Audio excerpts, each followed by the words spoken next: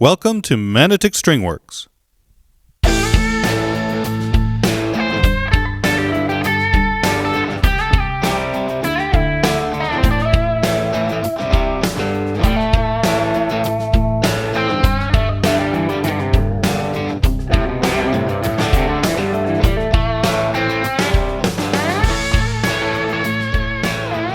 Please remember to like and subscribe and hit that notification bell for more video content. Alright, so the guitar has been sitting overnight. We're tuned up. Let's check the neck relief. So capo on the first fret. And I like to see 0.010 of an inch at the 7th fret, so we'll push down somewhere at the body and the neck. Just scraping, barely. I feel like 11 thousandths is where we're going to be here. Yeah, you can hear that. Okay, that's pretty good. I think we'll leave that as it is. Alright, we'll check the string height now. So at the 17th fret, I'd like to see 4 64ths at the 17th fret. Now I don't mind if the 6th string is a little higher, so 4.5, 5. But I like to see 4 at the first string for sure. So that's pretty good. It's pretty much right on there. Yeah.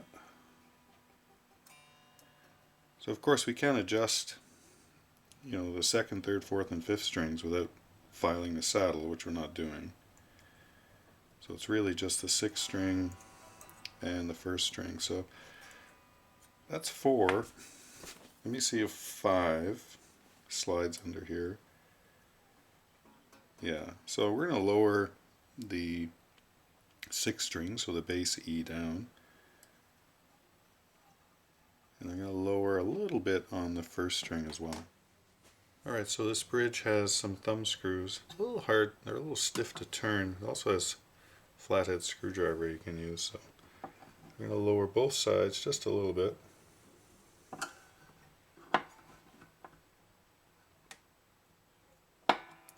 go this way. There we go. Okay, and then I want to check that 5 64ths. Yeah, we're going to lower that one just a little bit more.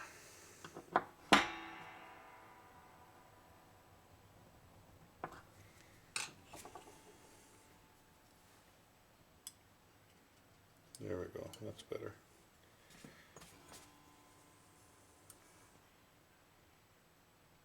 Good. Alright, so we'll check the intonation now. So we're going to hit the open note, tune it. You can hit the octave, and then that looks pretty good. The B's a little flat, a little sharp, eh? Oh, it's tune sharp. New strings.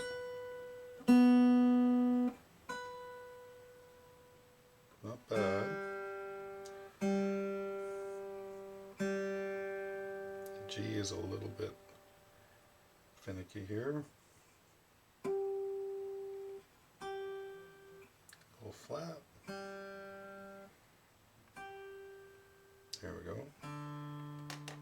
So I noticed when tuning the G string that it made a popping sound, ping sound, and that's because it's probably binding in the back of the nut here. That's not uncommon with the D and the G, especially on these 3+3 designs. Let me see if I can reproduce it. So, yeah. Oh, I think you can hear it.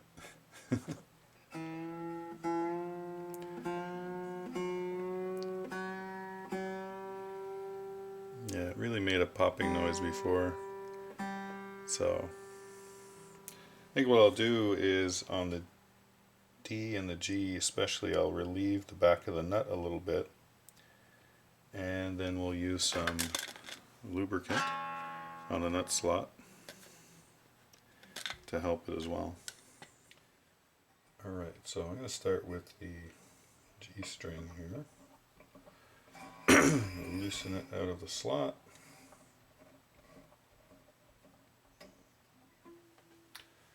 And then I'm going to take the closest file I have here to the right size.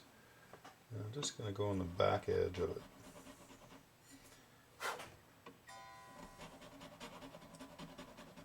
Aiming downwards, and I'm just trying to ease the back edge of that slot so it doesn't catch.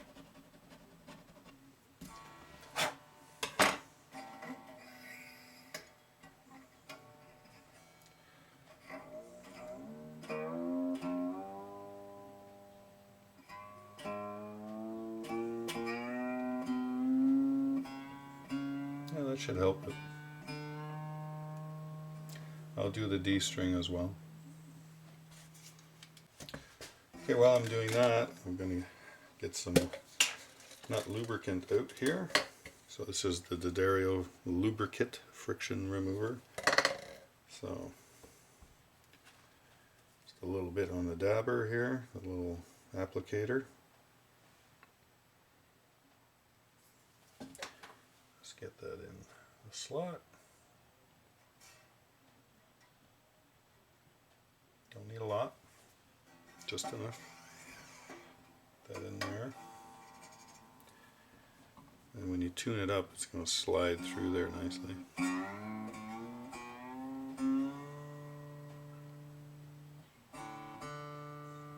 Alright, let's do them all.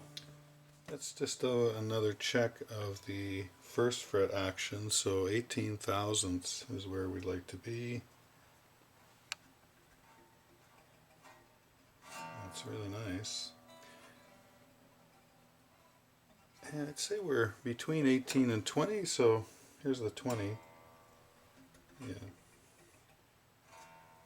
So yeah, right about 19 thousandths, I'd say. So that's good. There's a little room to go down for any reason if you need to, but I think that's more than a really comfortable playing action at the first fret.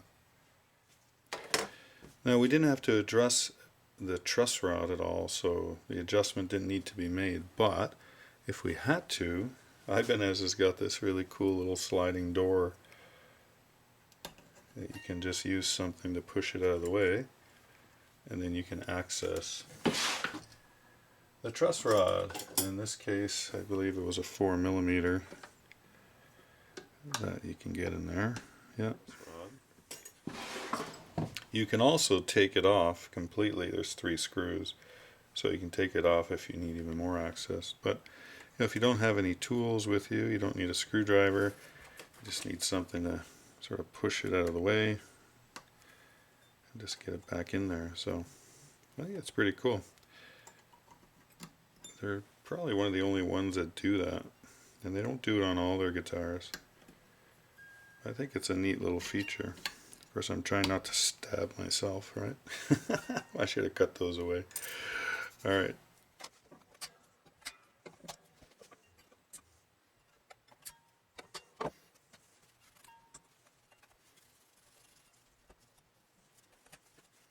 One thing I am curious about with this guitar is the output of these humbuckers. So these are a Super 58 humbuckers. And so using the multimeter, I'm going to attach guitar lead. I'm going to attach the black ground wire to the shaft there, the barrel of the jack, and then the hot to the tip. And then we're going to measure the resistance of the ohms. So let's go to the neck. So we're showing, make sure your volumes are all the way up, 6.59. Go to the bridge, a little hotter, 7.46. And the shared result is 5.32. So not bad. I've seen higher outputs, or higher resistance at least. Doesn't always mean higher output, but there you go if you're interested. So these are Super 58 humbuckers. So we'll adjust the pickup height and then we'll be done. So bass side I like to see 1/8 of an inch, treble side 3/32. So press down at the last fret and pass the gauge underneath the string and the top of the pickup, and in this case the screw. That doesn't work. And the treble side is too high as well, so we're going to have to raise these, lower them down. And I like to put my finger on the pickup so I can actually feel what it's doing. Make sure it's moving. There we go. Sometimes you need to help it along.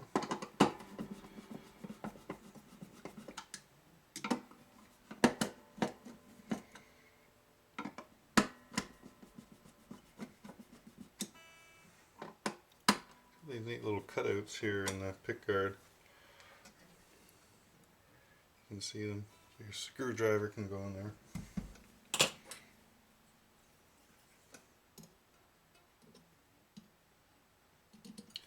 Alright, pretty good.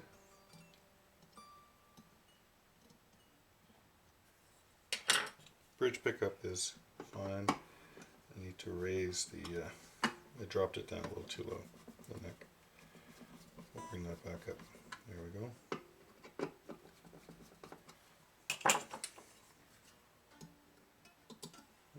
Still a little low.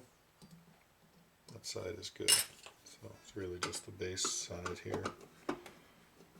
Again, those are guidelines, suggestions. Don't get it too close. It's going to interfere with the sound, and if it's too far away, you're not going to hear anything. So play with it. Find a tone that you like. Okay, so that'll be it for this setup. We've checked all the specifications. We've set the string height, the neck relief. We checked the action at the first fret. We've adjusted the pickup heights and the intonation. Tightened up the tuning machines, checked the electronics, checked the output. So, very pretty guitar. Ibanez Artcore Expressionist. A jazzy guitar, can also be, pretty heavy rock and roll guitar if you want it to be. But super pretty, super nice. If you're interested in one of these, you can buy them online, and they're not that expensive, so relatively speaking. So thanks for watching. We'll see you in the next video. Bye for now.